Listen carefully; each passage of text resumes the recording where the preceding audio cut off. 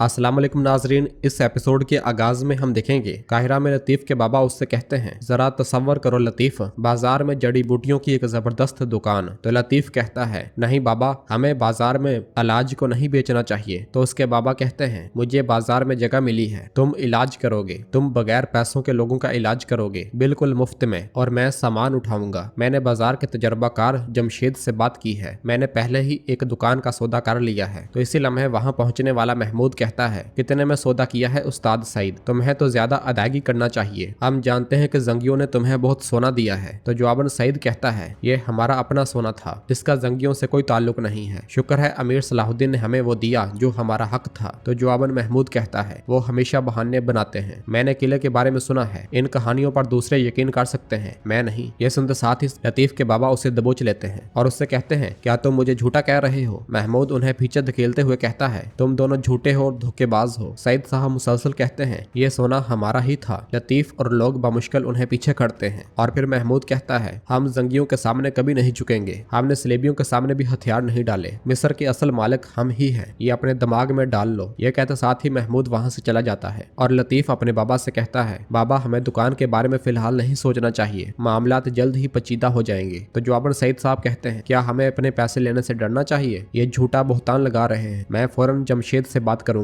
मैं जल्द ही उससे दुकान की चाबी ले लूंगा। ये कहते साथ ही सईद साहब वहां से आगे बढ़ जाते हैं और पीछे से लतीफ बहुत ज्यादा परेशान हो जाता है। दूसरी जानब एबलन के एक सराय में बालन बैठा खाना खा रहा होता है। करीब ही में बाजंतनी सिपाही अपने साथियों से कहता है, जंगी जारहाना हो गए हैं, किसी को उन्हें रोकना होगा। तो दूसरा कहता है, फिक्र ना करो, चातलियों जिंदान से बाहर निकल आया है, वो जल्द पहुंच जाएगा, कौन तक मर गया है और उसका बुजदल भाई बालन मुकम्मल तौर पर खामोश है। ये सुनकर बालन को बहुत ज्यादा गुस्सा आता है। जबकि दूसरी जानब कुदस में बाजंतनी सिपाही लॉर्ड जियोम को लेकर जंदार की जानब बढ़ रहे होते हैं। किसी लम्हे सबीला उनके सामने आ जाती है और उससे पूछती है, जियोम क्या हो रहा है? तो जियोम उससे कहता है, पुरस्कून हो जाओ। मगर सबीला उससे कहती है, मैं पुरस्कून नहीं हो सकती, ये तुम्हें कहाँ लेकर जा रहे हैं? क्या ये सब कौन तक की वजह से हो रहा है? तो जियोम कहता है, मैं तुम्हें सब कुछ बता दूंगा। वो कहते साथ ही आगे बढ़ जाता है। सबीला को इस तरह परेशान देखकर लॉर्ड गाय विलियम से कहता है, ऐसा लगता है कि प्यारी शहजादी को मदद की जरूरत है। और ये कहते साथ ही वो आगे बढ़कर सबीला के पास आ जाता है और उससे कहता है, ऐसा लगता है कि ये मंजर देखना आपके लिए मुश्किल है, आपके शोहर को इस किले की जेल में ले जाया जा रहा है जिसकी आप शहजादी हैं। तो सबीला पूछती है, जियोम का जुर्म क्या है? तो लॉर्ड गाय बताता है कि आपके प्यारे बाबा ने आपके सवालात के जवाब दिए हैं, मैं तुम्हारे खानदानी मामलात में मुदाखलत नहीं करना चाहता। यह सुनते साथ ही सबीला पलट जाती है। जबकि दूसरी जानब सराय में बाजंदनी सिपाही कहता है, चातलियोन का एबलन का गवर्नर बनना करीब है, नाकारा कौंतक के बाद आखिरकार एबलन को एक हकीकी सरबराह मिलेगा। यह सुनते साथ ही बालन अपना हाथ मेज पर दे मारता है और कहता है, मैं कौंतक को अच्छी तरह से जानता था और मैं जानता हूँ कि तुमने उसकी जिंदगी में उसके सामने जो कुछ अभी कहा है वो कहने की हिम्मत नहीं की होगी, लिहाजा अपना मुंह अब भी बंद रखो। यह सुनते साथ ही एक बाजंदनी सिपाही उसकी जानब बढ़ते हुए कहता है, यानी तुम कौंतक को याद कर रहे हो, अगर तुम चाहो तो मैं तुम्हें उसके साथ मिलवा सकता हूँ। तो बालन कहता है, मैं उससे कभी जुदा ही नहीं हुआ। यह सुनते साथ ही वो बाजंतीनी सिपाही उसे पकड़ते हुए पूछता है, तुम कौन हो? अगले ही लम्हे बालन तलवार निकालकर उन पर टूट पड़ता है और उन सबको मारता ही चला जाता है। बालन का जबरदस्त वार और तलवार एक के सीने से आर पार हो जाती है और फिर वो चोगा अपने सर से उतारते हुए कहता है, मेरा नाम बालन है, एबलन का बालन, मेरे भाई कौंतक के लिए अच्छे अल्फाज का इंतखाब करो। ये कहते साथ ही वो अपनी तलवार खींच लेता है।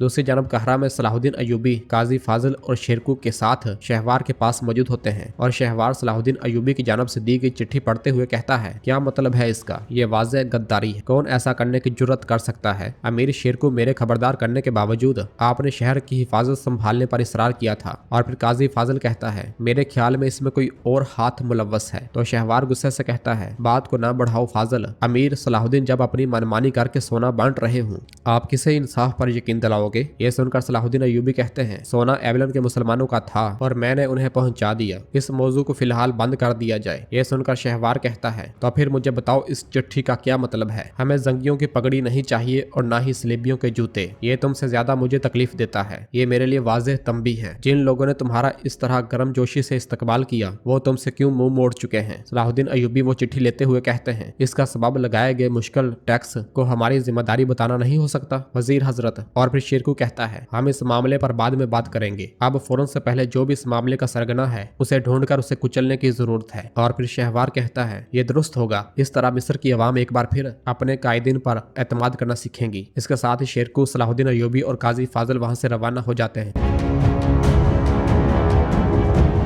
दूसरी जानब कुदस में सबीला अपने बाबा बादशाह इमाले के पास आती है और उससे कहती है बाबा इसका क्या मतलब है। तो इमाले कहता है पहले पुरसकून हो जाओ सबीला। तो सबीला कहती है आप मेरे शोहर को कैद कर रहे हो और मुझे पुरसकून रहने का कह रहे हो। वाकई मैं जानना चाहती हूँ कि आपने अपने दामाद को कैद में क्यों डाला। तो इमाले कहता है लॉर्ड जोम ने नाकाबिले माफी जुर्म किया है, एक जुमले में समेटूं तो उसने गद्दारी की है, बाकी मालूमात अदालत में तुम भी सबके सामने जान जाओगी। तो सबीला कहती है बाबा आप ये सब इतनी आसानी से कैसे कह सकते हैं, मैं आपकी बेटी हूँ, इसके अलावा लॉर्ड जोम मेरे बच्चे का बाप बनने वाला है। ये सुनते साथ ही इमालिक एकदम से उसके पास आता है और कहता है कहीं तुम। तो सबीला अपनी आंखों में आंसू लिए कहती है ऐसा लगता है कि मेरा बच्चा आपकी बदौलत बगैर बाप के बड़ा होगा। और फिर इमालिक पूछता है क्या लॉर्ड जोम ये जानता है। तो सबीला कहती है अभी नहीं। इमालिक उसके आंसू साफ करने लगता है मगर सबीला वहां से चली जाती है। इधर काहिरा में करातेगन आगे बढ़ रहा होता है और कहता है देखो सलाहुद्दीन देखो, लेने को बहुत हिसाब बाकी है। तुमने मुझे बाजार का सरबरा मुकर्रर किया जबकि तुम सोने का पीछा कर रहे हो। तुमने मुझे बताने तक की जहमत नहीं की और तुम अपनी मर्जी के मुताबिक माले गनीमत से लुत्फ अंदोज हो रहे हो। देखो सलाहुद्दीन देखो। ये कहते साथ ही वो एक दुकान से खीरा उठाकर खाता है और बदले में उसे एक सिक्का देकर आगे बढ़ता है। मगर दुकानदार कहता है एक सिक्का और भी दो, महंगाई हो गई है। तो करातेगन पूछता है कैसा सिक्का। एक खीरा लिया है। एक खीरा, दो सिक्के कैसे हो सकते हैं। तो वो ताजर कहता है क्या हुआ, क्या तुम्हारी अकल पर पर्दा पड़ गया है। हम हमें दरगाम से बचाने वाले जंगियों को खुश करने के लिए दिन रात काम करते हैं। तो करातेगन गुस्से से कहता है इसे देखो तो सही क्या कह रहा है, मैं तुम्हारी जुबान काट दूंगा, नाशुक्रा इंसान। तो दुकानदार कहता है असल नाशुक्रे तो तुम हो, तुम सब कुछ मुफ्त में ले रहे हो, चलो बात को ना बढ़ाओ और मुझे सोने का एक सिक्का दो। तो करातेगन उसकी जान बढ़ते हुए कहता है लगता है कि तुम मुझे नहीं जानते, मैं करातेगन खीरा ले रहा हूँ, दही और तुम्हारे साथ इसका सलाद बनाऊंगा। ये कहते साथ ही वो खीरा उसे दे मारता है। इसी लम्हे जमशेद वहां पर आता है और दुकानदार की जानब देखते हुए कहता है काहिरा का बाजार नहीं बल्कि नकमों का बाजार, अरे ये करातेगन है। ये कहते साथ ही वो एक सिक्का उसकी जानब फेंक देता है और फिर करातेगन से कहता है ये ऐसे ही है, इन्हें कोई तमीज नहीं है। तो करातेगन उछलते हुए कहता है ओ लोगो लोगो यहाँ देखो यहाँ देखो, मैं करातेगन, इस बाजार के नज़्मो ज़ब्त को मैं यकीनी बना रहा हूँ। मैं करातेगन हूँ, मैं करातेगन हूँ, जिसे ताकत हासिल है वो करातेगन। अगर मैं ना होता तो तुम यहाँ तजारत तक न कर पाते, हर कोई अपनी हद पहचानेगा। ये कहते साथ ही करातेगन आगे बढ़ता है तो जमशेद उसके पास आता है और उससे कहता है तुम इस तरफ आओ, ये मिस्र के लोग हैं, ये हमेशा लेना पसंद करते हैं, देना नहीं। इन्हें जरा एक बार देने का कहो,